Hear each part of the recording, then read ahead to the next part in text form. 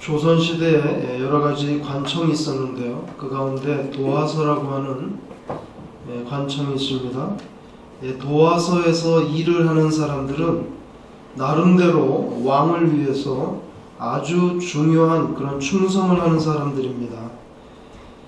이곳은 그림을 그리는 곳인데, 그림을 그리는 게 어떻게 군주에 대해서 그렇게 중요한 충성이 되겠는가, 오늘 우리가 한번 생각해 보고자 합니다.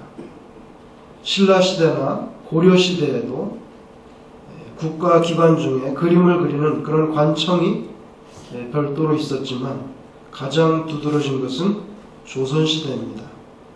예조 관할하에 종육품 아문, 궁중에서 필요로 하는 모든 그림을 그리는 관청인데요. 당대의 복식, 수레, 그릇, 도량형기, 인물, 산수, 화조, 궁중의 각종 행사, 일반 서민 풍경, 그리고 왕의 얼굴을 그리는 어진화사에 이르기까지 무수한 종류의 그림을 그립니다. 도화서의 도공은 정원이 20명 안팎인데요. 20명 안팎의 사람이 수많은 종류의 그림을 그려서 왕에게 올립니다. 카메라가 없던 시절에 이 그림은 고스란히 조선의 정치, 경제, 사회, 문화, 군사를 총망라하는 글자 그대로 살아있는 역사의 기록이 되는 거죠. 거기서 일하는 도공들은 전혀 큰 벼슬이 아니지만 왕께 대해서는 너무나 중요한 그런 직무를 맡은 사람입니다. 그들은 깊고 깊은 그런 궁중에 사는 왕을 위해서 각종 행사와 서민들의 삶을 화폭에 담아서 대장간에서 어떻게 일을 하는지, 여인네들이 단오날 어떻게 머리를 감고 어떻게 그네를 띠는지, 왕으로서는 도저히 알 수 없는 그런 중요한 백성들의 살아있는 생활을 아주 현장감 있게 그려서 왕에게 올림으로, 바로 이 사람들이야말로 카메라가 없던 그 시절에 궁중 안방에 앉아서 삼천리 반도 전체를 왕이 보고 판단할 수 있도록 각종 정보를 담아서 올리는, 이것은 또 우아한 그런 암기부화도 같은 그런 역할을 합니다. 여러분, 그래서 이 도화원에서 일하는 20명 정도의 이 도공들의 눈, 바로 왕의 눈이 되는 거죠. 그들의 귀는 바로 왕의 귀가 됩니다. 그러니까 얼마나 중요합니까? 도공들이 그림을 올려드리지 않으면 왕은 백성들이 어떻게 사는지 도저히 알 수 없어요. 이렇게 왕께 대한 충성은 우리가 상상하지 못하는 곳에서도 얼마든지 이루어집니다. 오늘 본문에 보면 조선실록처럼 말하자면 역대하, 이것은 유다실록이라고 말할 수 있는 그런 책인데, 여기에 보면 각 지파별로 많은 사람들의 이름이 기록되어 있는데, 오늘 봉독해 주신 말씀은 그 가운데 중요한 유다 족속의 명단을 기록하는 내용 중에 담겨있는 이야기입니다. 21절에 보면 유다 지파의 후손들은 세마포를 짜는 일을 했습니다. 그리고 23절에 보면 토기장이 일을 했다고 기록하고 있습니다. 세마포를 짜는 거나 뭐 항아리나 주발을 만들어서 구워내는 토기장이들, 이 뭐 대단하다고? 이런 사람들의 이름까지, 정말 이런 것까지 여기다가 기록해 주어야 되겠는가, 그런 생각을 할 때가 있는데, 오늘 본문에 보니까 그저 장독 만들어내고 주전자 만들어내고 대접 만들어내는 그런 토기장이들의 명단이 여기에 올라와 있어요. 그런데 놀라운 것은 22절에 보면 이 사람들은 과거에 모압 땅을 다스렸던 사람들도 여기 끼어 있습니다. 과거에 한때 모압 땅을 다스리던 그런 권력자들이잖아요. 이제는 옹기를 굽는 토기장이로 살고 있습니다. 삶의 형편, 출세의 가도에는 얼마든지 이와 같은 기복이 있는 거죠. 다윗 왕 때는 국가가 강성해서 요단강 오른쪽에 있는, 동쪽에 있는 모압 땅까지도 다스렸지만 이제 그 막강한 유다 족속 권력을 누렸던 사람들의 일부는 어떤 이유로든지 간에 실각을 했는지 모압에서 다시 정권을 회복했는지 현재는 옹기를 굽는 토기장이로 살고 있다는 그런 내용입니다. 그러나 왕께 대한 진정한 충성이라고 하는 것은 모압 땅을 다스릴 때나 흙을 파서 거기다 물을 붓고 떡을 치고 맨발로 올라가서 이기고 반죽을 하고 모양을 빚어서 가마에서 구워내는 이런 옹기를 만들어낼 때나 모압을 다스릴 때나 그들의 모습은 크게 변화가 없어 보입니다. 옹기를 굽는 사람들은 아마도 도시 한복판에서 살지 못했겠지요. 항아리를 구워내고 대접을 구워내면서 어떻게 이런 빌딩들이 으리으리하게 들어선 그런 맨하탄에서 살 수 있었겠어요? 그럴 수 없었을 거예요. 그들은 흙을 구하기 쉬운 그런 시골로 들어가서 살았을 겁니다. 도자기를 굽는 가마가 맨하탄에 있는 거 봤어요? 다 시골에 있는 거죠. 서울 한복판에 명동에 그런 토기장이들의 일터가 있지 않죠. 다 지방으로 시골로 한적한 곳으로 들어갔어요. 오늘 본문 23절에 보면 이 사람들은 숲풀과 사물 가운데서 거주했다고 기록해주고 있습니다. 놀라운 것은 이 사람들이 그런 시골에서 숲풀과 사물 속에서 살았는데 오늘 23절 끝부분에 보면 거기서 왕과 함께 거주하면서 왕의 일을 하였더라. 상식적으로 볼 때 왕이 숲풀과 사물 가운데서 살았을 리가 없습니다. 분명히 왕은 왕궁에서 살았을 거예요. 그런데 오늘 이 유다의 실록에 해당되는 역대기를 기록하는 기자는 그 무지랭이 같이 보이는 흙 파먹고 사는 토기장이들이 왕과 함께 살며 왕의 일을 했다고 그렇게 표현해 줬어요. 도화서의 말단 도공들은 결코 양반의 신분이 아닌 단순직, 이 기능공 취급을 받았지만 그들은 분명히 살아있는 왕의 눈이요 귀가 됐어요. 그들은 왕과 같이 살지 않지만 왕의 눈입니다.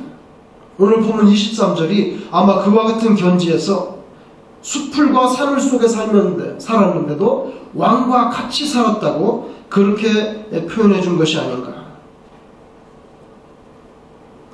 모압을 다스릴 때나 시골 한 구석에서 옹기를 구워낼 때나 왕께 대한 소임의 중요성은 하나도 바뀌지 않았어요.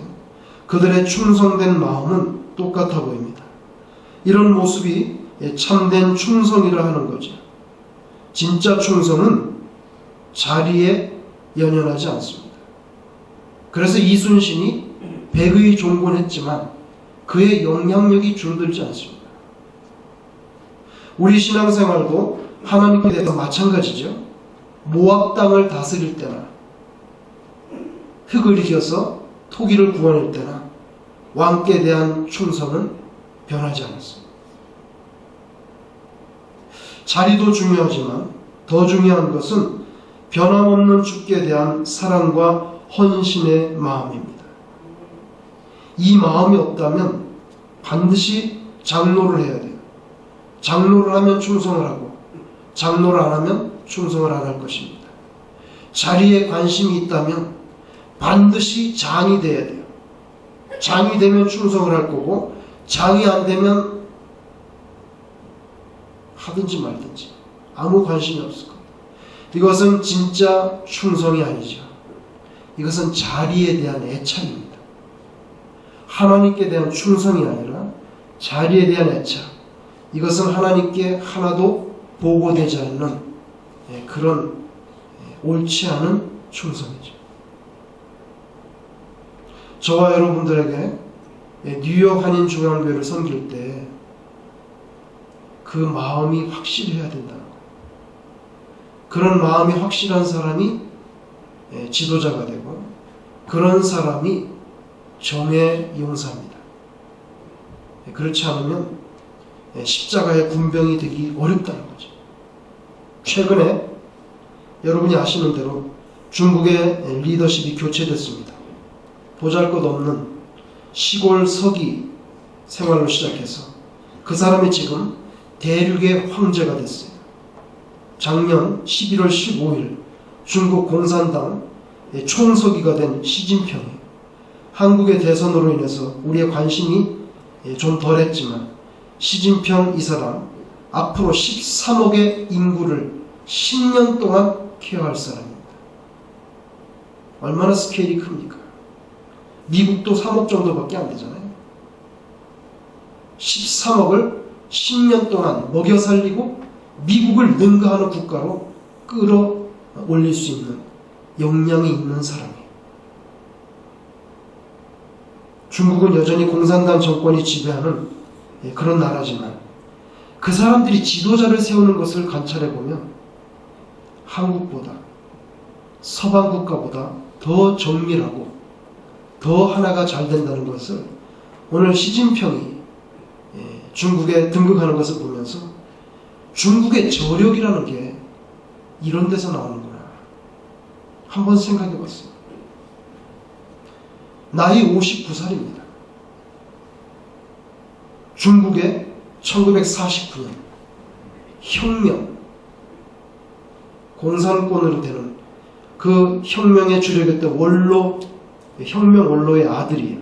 다시 말하면 태자당이라고 하는데, 중국에서는 귀족 취급하는 그런 계열이죠. 그러나 어린 나이에 문화혁명의 소용돌이 속에서 고생을 많이 하고 농촌의 밑바닥을 기어서 지방 관리로 오랜 수행할 동안 뼈가 굵어서 이제 그 사람이 정치를 잘할 것으로 보여요. 왜냐하면 그의 살아있는 경험이 있기 때문에. 우리나라는 뭐 좀 유명하면, 뭐 좀 욕심을 조금 내려놓은 듯하면 그저 인기에 의해서 이게 지도자가 돼요. 인기 가지고 어떻게 나라를 움직이겠어요? 여러분에게 죄송한데 오늘 이 시진핑 이야기를 좀 많이 하려고 그래요. 그래서 여러분들이 왜 설교에 그런 얘기를 그렇게 많이 하냐, 그래도 제가 그 비난을 다 받을 각오를 하고, 시진핑 아버지는 시중신 2002년에 죽었어요. 1949년에 사회주의의 중국이 건국된 다음에 국무원 부총리로 주울레를 도왔던 사람입니다. 근데 이 사람이 뜻하지 않은 사건에 휘말려서 모택동에게는 반혁명 분자로 찍혔어요. 어떤 소설이 있었는데요, 모택동보다 다른 사람을 더 칭찬하는데 그 소설을 이 아버지가 잘 썼다고 했다고요. 모택동이 화가 났어요. 그래서 이 사람이 졸지에 혁명 원로에서 반혁명 분자로 몰렸어요. 1969년 1월 량자허라고 하는 곳으로 하방됐습니다. 그 동네는 얼마나 후미진 시골인지, 그로부터 44년이 지난 오늘날 그 동네는 총 인구가 347명이에요. 그러면 1969년 당시에는 어느 정도 깡촌이었는지 우리가 상상할 수 있습니다. 그 아들로 있었던 시진핑, 이 부잣집 도련님이 이곳에 와서 하방돼가지고 반혁명론자의 자손이 돼가지고 왔는데, 이가 옮길까봐 겁이 나서 사람에게 가지 못하는 거예요. 이 아이가 이가 옮길까봐 3개월이 지난 다음에 베이징으로 도망갔어요. 이모부가 그 어린아이에게 이렇게 말했습니다. 민중의 바다로 들어가라. 그게 노동 개조를 받고 있는 네 아버지를 위하는 일이다. 시진핑이 그 랑자에서 처음 갔을 때 빵을 개에게 던졌어요. 먹다가 부르조아 부패분자 시중신의 아들이 개에게 빵을 줬대. 엄청난 비판이 쏟아지기 시작했습니다. 이모부의 말을 듣고 다시 돌아왔어요. 16살짜리예요. 험하고 고독한 황토 고원에 7년 동안 밑바닥 인생을 사는데요. 지금은 중국의 가장 높은 총서기가 됐지만 과거에는 시진핑이 그 총구석에서 반혁명 분잣집의 아이로 무려 10번이나 도전해가지고 10번째 공산당원이 될 수 있었어요. 겨우! 너 같은 녀석이 어떻게 공산당이 되려고 그래? 10번을 도전해서 10번째 공산당원이 됐어요.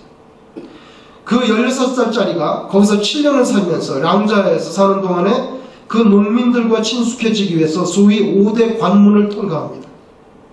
5대 관문은 첫째, 벼룩, 두 번째, 거친 음식, 농촌생활, 노동, 마지막에 사상. 이걸 통과해요. 7년 동안 세평 남짓한 토굴에서 살았어요. 그 토굴이 아직도 남아있어요. 그냥 산을 파가지고요.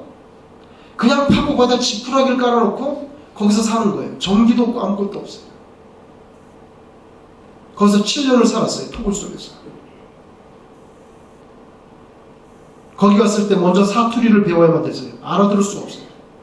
촌민과의 간극을 좁히기 위해서 거친 잡곡을 먹으면서 익숙해졌어요. 시진핑은 양말을 16살짜리가 양말을 짜서 신었어요. 양말이 없어서. 그 후에 거기에 량저의 서기가 됩니다. 서기가 됐어요. 거기서 제일 높은 사람이에요. 당에서 전용 자동차가 나왔어요. 전용 자동차의 후드를 열고 엔진을 빼가지고 엔진을 빼서 변형시켜서 트랙터를 만들었어요. 그래서 자기 동네 농사 짓는 일에 쓰게 했어요. 20살이 안 된 아이의 정신상태예요.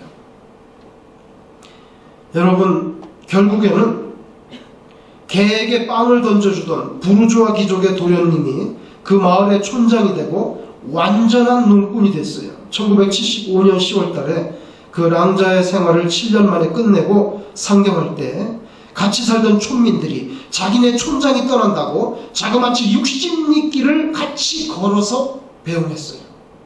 그만한 사랑과 존경을 받았어요. 그의 나이 22살.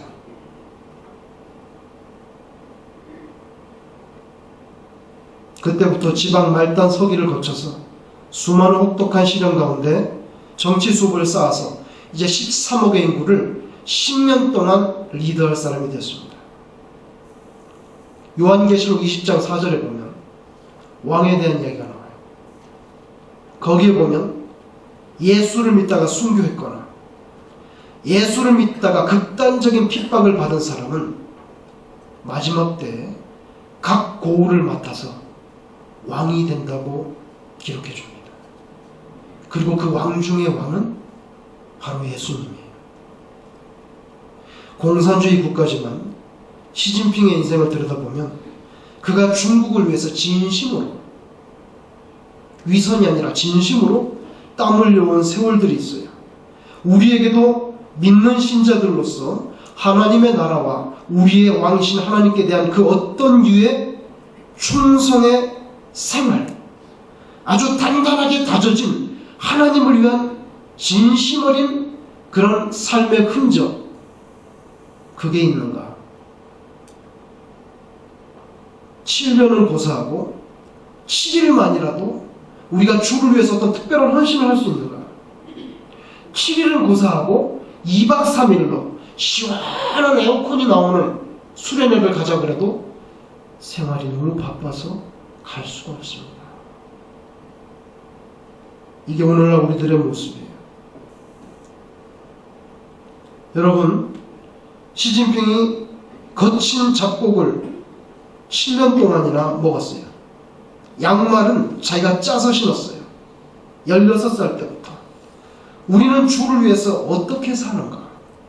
목사님, 그 거친 잡곡 그거 몸에 좋다니까.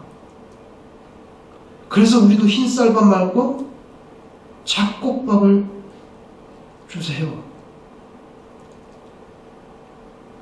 우리들은 교회에서 밥 한 끼를 먹으면서도 참 불평이 많고요.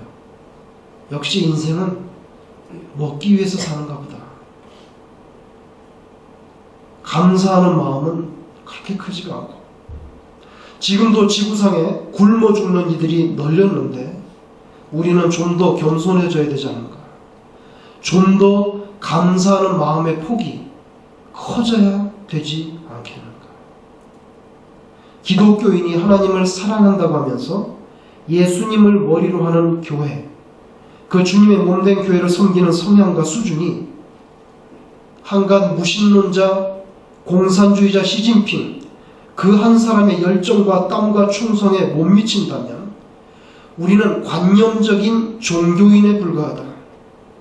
먹고 사는 것은 공산당보다 훨씬 낫겠지만 정신력으로는 기독교인이 무신론자, 이 공산주의자보다 강하지 못하다.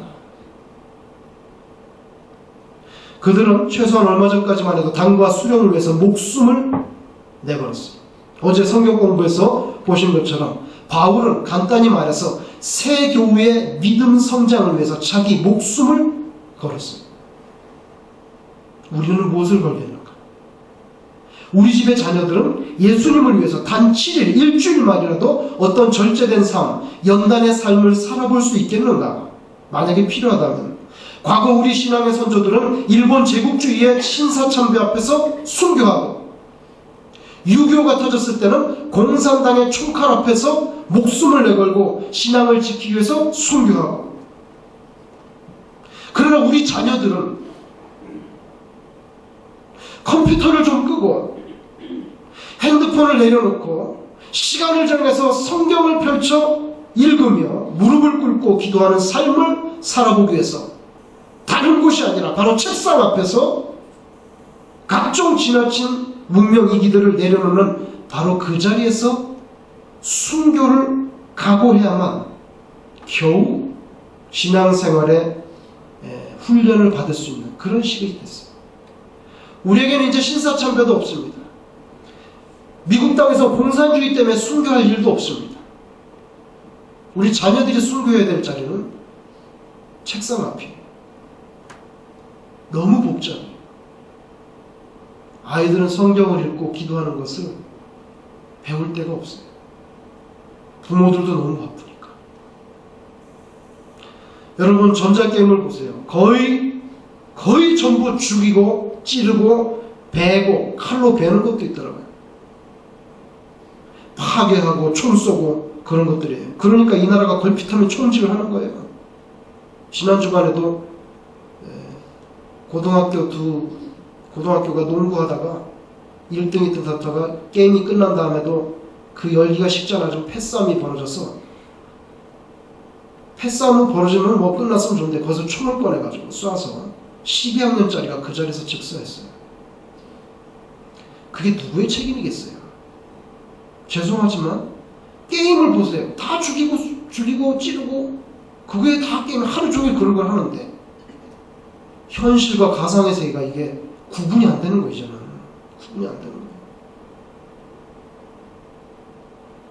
우리는 지금 하나님을 위해 살기보다는 사실은 내 자신만을 위해서 살고 있지 않은가? 그렇다면 바로 거기에서 왕이 바뀌는 거죠. 하나님이 왕이 아니라 내가 왕이 되고, 하나님은 나의 기도의 오더를 받아가지고 내 욕심대로 따라서 행해줘야 되는 가신이 되고 마는 거예요. 비교하면 점점점 더 초라해지겠지만 한국은 참 땅도 좁은데 너무 하나가 되기 어려운 백성인 것 같아요. 뉴저지 주보다도 작을 것 같은데 우리나라가.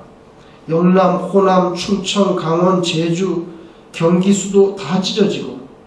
여러분 생각해보세요. 만약에 뉴저지에 뭐 버겐 카운티가 찢어지고 아스토리아, 뭐 레오니아, 펠파, 포트리 다 찢어져가지고 막 으르렁댄다고 생각해보세요. 얼마나 그거 이상하겠어요. 우리나라는 이제 땅뿐만 아니라 젊은이들과 연장자들이 세대별로 갈라서고 세월이 갈수록 하나가 되기는커녕 더 심해져서 친노, 비노, 반노 끝없이 분열돼가요. 이 좁은 땅덩어리에서 그게 참 안 되는 거죠. 이거 대통령 당선자가 뭐 총리를 하나 임명을 하려고 해도 호남을 해야 되냐 영남을 해야 되냐, 사람을 보고 해야죠. 사람이 뭐 호남이 확실하게 뛰어나고 위대한 사람이 있으면 임명해야죠. 충청도는 어때요? 사람 보고 해야지. 이건 사람 보고 하는 게 아니라 땅을 보고 사람을 세워야 되는 기가 막힌 그런 시절이 됐어요. 요사이 뉴욕 뉴저지에 종군 위안부 기념비를 세우는 그런 일이 자꾸 생깁니다. 문제는요, 그것을 통일한 어떤 기구가 없어요. 우리 한인들 가운데. 그래서 미국 사회에 대해서 기념비를 세우는 건 좋아요. 시리온 앞에가 세우는 건 좋은데, 이게 여러 개 생기는데 어떤 일관적인 색깔과 목소리를 가지고 미국 사회에 어필이 돼야 되는데, 이게 지역별로 직능단체나 협회나 이 주체가 다 다르다가 보니까 이게 성격이 하나로 통일이 안 되는 거예요. 미국에서 일제시대 종군 위안부 기념비는 위안부들의 처참한 고통을 지적하면서 그것이 결론적으로는 인권 유린이라고 하는 것으로 이 결론이 가야 돼. 그렇게 해야 미국 사람들이 인권이 짓밟혔구나, 그래야지 미국이 움직이는데, 이게 우후죽순처럼 생겨나다 보니까 한일 간의 구시대의 정치적인 갈등으로 비추면 미국 사람들 아무 관심 없지만 니네끼리 싸워. 그러면 이것도 통일될 수 있는 구심점 하나가 안 되는 거예요. 한인에는 또 얼마나 많아요. 뉴저지 아니래, 뉴욕 아니래, 교협, 목사회 너무 많아. 또 뭐가 있는지 모르겠어. 여러분, 그런데 이런 모습들이 교회 안에서도 뭐 그렇게 크게 달라지겠냐는 거예요. 한국 땅에서 땅덩어리로 나뉘고, 미국에서도 작은 인구 가운데 한인들끼리도 서로 싸우고, 이게 교회 안에서도 똑같은 우리가 한국 사람인데 여기에서는 하나가 잘 되겠는가?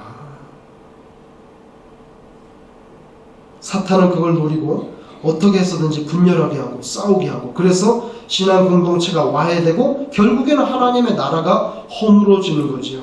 그걸 원하는 사탄의 숨겨진 발톱을 우리가 의식하지 못하고 표면적인 거 가지고 자꾸 내 주장, 내 자존심 지키는데 부질없는 에너지를 다 쓰다 보니까 나라가 강성해져야 되는데 복잡해지는 거예요. 여러분, 하나님께 대한 충성에서 내 자존심은 하나도 중요하지 않아요. 예수님의 명예가 지켜지고 하나님께서 영광을 받으시는 것이 중요한 거지, 그 문맥에서 내 자존심이 무슨 의미가 있습니까? 그 문맥에서 내 한 사람의 공로와 의로움을 드러내는 것이 무슨 의미가 있습니까? 그런 것들은 오늘 본문에 온기를 부어내는 이 토기장이들에게는 아무런 중요성이 없어요. 그 사람들은 그저 온기를 부어서 왕께 드려서 왕실에서 쓰면 그만이에요. 그러면 자신들의 사명이 다 끝나는 거죠. 여러분, 이 세상에서는 공산주의 국가 한 지도자도 상당히 거친 수준을, 그 수업을 감당해서 연단돼서 세워졌어요. 우리 예수 믿는다고 하는 신자들의 모습, 중국이 아니라 하나님의 나라, 인민이 아니라 하나님을 섬기는 우리들에게는 어떤 내어놓을 만한, 주님을 위해서 내가 이런 연단을 받을 흔적이 있다고, 어떤 충성, 어떤 보여줄 수 있는 굳은 살, 그런 게 있는가? 모택동 장남 이름이 모한영인데, 모한영. 이 장남, 모택동의 장남 모한영은요, 6.25 전쟁에 한국에 와서 죽었어요. 보병으로 근무하다가 1950년 11월 달에 전사했습니다. 28살. 당신 장남이 죽었다는 소식을 모택동이 들었을 때 눈이 떨리고 책상에 담배를 집으려고 그러는데 담배가 안 집어지는 거예요. 기록에 의하면. 모택동이가 손을 벌벌벌 떨고, 그래서 책상에 담배를 꺼내서 피워야 되겠는데 담배가치를 못 잡고 손을 벌벌 떨었다고 하는 그런 그 기록이 있습니다. 모택동이 처음에 자신의 아들을 6.25 동란에 투여할 때 중국군 사령관에게 인계하면서 전쟁에 직접 참여하게 넣어라. 내 아들이라고 안 갈 수 없다. 그때 자기 장남이 결혼한 지 1년이 안 됐을 때, 신혼이죠. 전사한 아들의 시신을 옮겨옵시다, 모택동에게 부하들이 말했는데 모택동이 뭐라고 말했냐면 그냥 거기다가 묻어. 그러면서 이 말을 했어요. 북조선에 대한 중국 인민의 의리를 말해주는 표본이 될 거다. 지금 모택동 아들 28살짜리 모한영은 평양에 묻혀 있습니다. 생각해 보세요. 북한이 중국에 대해서 대들 수 있겠어요? 모택동 장남 28살짜리 무덤이 평양에 있는데 중국에다 대고 무슨 발언할 수 있겠냐고요. 모택동을 거기까지 내다보는 거죠. 정신적인 식민지예요. 내 아들의 피가 거기 쏟아져 있어. 좀 조용히 할래? 말 한마디 할 수 없어. 반대편에 서 있었던 미 8군 사령관 밴 플릿, 그 아들 제이미는요, 6.25 전쟁 때 공군으로 우리나라에 왔어요. 비행기 타고 폭격기 타고 나갔다가 실종돼서 사망 처리됐어요. 1952년 4월. 6.25 당시에 미국 현역 장군들의 아들만 142명이 한국에 왔어요. 거기서 35명이 죽거나 불구자가 됐어요. 나라를 위해서, 중국이든 미국이든 간에 의리를 위해서, 자유수호를 위해서 이런 핏부림의 흔적과 충성이 있어요. 하나님께 대한 충성. 우리는 어떤가? 오늘 본문에 보이는 것처럼 모압을 다스릴 때도 있고, 옹기를 구원할 때도 있고, 공군이 될 수도 있고, 보병이 될 수도 있고, 다 왕을 위한 충성입니다. 나라를 위한 충성이죠. 우리 왕은 예수님이고, 우리 나라는 하나님의 나라예요. 그런데 결국 내가 왕이 되고 내 나라를 세워나가려는 마음으로 헌신하고 봉사하면 하나님과 무관한 종교인의 삶을 사는 거죠. 도화원에 있는 도공들이 왕의 관점에서 왕의 눈을 의식하고 그림을 그려야 되는데, 그렇지 않고 내가 좋아하는 산수화만 매일 그려, 매일 쓰레받기만 그려, 매일 옷만 그려, 복식만 그려. 그러면 왕은 판단이 안 되는 거예요. 아니면 왕의 초상을 그리는, 전부 다 그것만 하고 싶어요. 어진 화사, 왕의 얼굴을 그리는 그 영광, 오직 그 하나만을 위해서 줄다름 친다면 도화서의 펑션이 없어지는 거죠. 본래적인 사명, 왕의 눈과 귀가 되는 그 사명을 이룰 수가 없는 거죠. 우리가 앞세워야 되는 것은 내 욕심이 아니라 내가 받은 그 사명이죠. 그 사명 앞에는 물질도 드릴 수 있고, 자존심도 내려놓을 수 있고, 모든 것을 다 드릴 수 있어야 돼. 그게 진짜 충성이죠. 그리고 하나님께서 주신 그 사명을 끝까지 잘 감당하는 사람이 충성된 자고, 잘 이루지 못하고 중간에 내 뜻과 내 생각이 막 바뀌기 시작하면 그게 불충이 되는 거죠. 하나님 앞에서는 목사, 장로, 평신도 그 충성의 성격과 방향이 다 한 가지로 통일되어야 될 줄로 믿습니다. 왕 중의 왕이신 예수님 이름만 높여지면 되죠. 내 자신의 왕국이 아니라 하나님의 나라가 세워지면 끝나는 거죠. 중요한 것은 왕을 위한 그 헌신과 진실된 마음. 파라과이, 아르헨티나, 브라질, 호주, 카나다 이런 데 거쳐서 마침내 미국에 왔어요. 그러나 우리에게는 아직도 마지막으로 한 번 더 이민 가야 됩니다. 하나님의 나라. 다시는 이사가 없는 것. 우리가 미국까지 오는 여정이 나름대로 쉽지 않아서 다들 소설 한 권씩 쓸 수 있을 거예요. 마찬가지로 하나님의 나라, 그곳으로 가는 길도 그래요.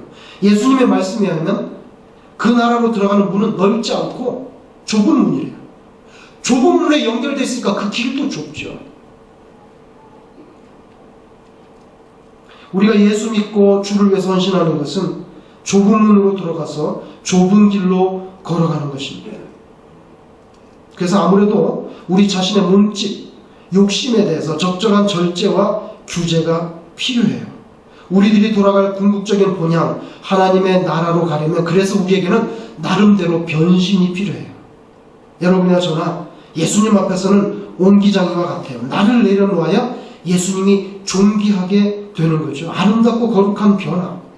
예배당에 들어올 때 우리들의 욕심 많은 그 입은 다물어야 되죠. 왜냐하면 입이라는 것은 영원히 채워지지 않아요. 그러니까 적당히 먹고 입을 다물어야 돼요. 오히려 섬김과 희생의 손과 발을 들일 새로운 각오를 하고 예배당에 문을 열고 들어와야 되는 거죠. 그러면 아무런 문제가 없어요.